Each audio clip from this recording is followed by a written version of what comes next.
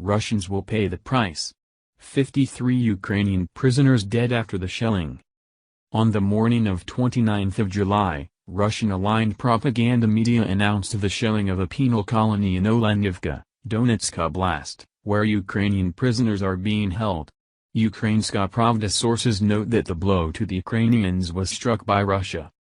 Source: Russian media, Ukrainska Pravda sources and intelligence and law enforcement agencies.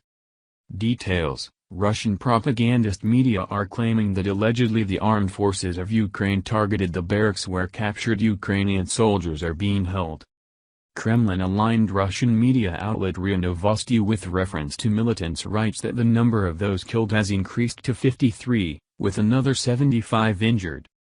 The Russians write that the armed forces of Ukraine hit the colony to kill prisoners who had begun to testify. What exactly the testimony is about is unknown.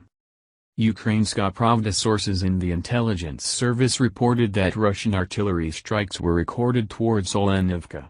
The attack was carried out by Russians. Another source said that the other day the Ukrainian prisoners had been transferred to the industrial zone, namely to these very barracks which were hit on 29 July.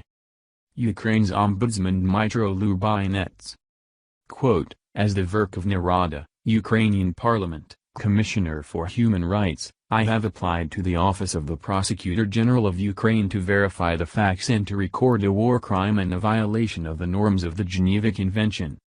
Also today, we are preparing a message to the UN Committee Against Torture, as well as to the European Committee for the Prevention of Torture and Inhuman or Degrading Treatment or Punishment, CPT, to organize an urgent visit to the Russian Federation and the temporarily occupied territories of Ukraine.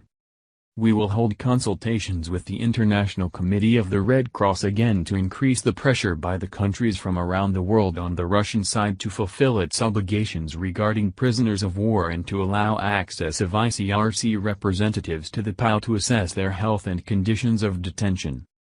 Details: Lubinets stressed that torture is a crime and there is no justification for it.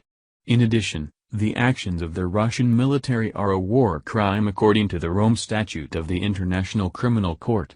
Those who perform torture and their commanders should be held accountable for it. The Ombudsman has pledged to make every effort to help the investigation, as well as to counter similar crimes in the future.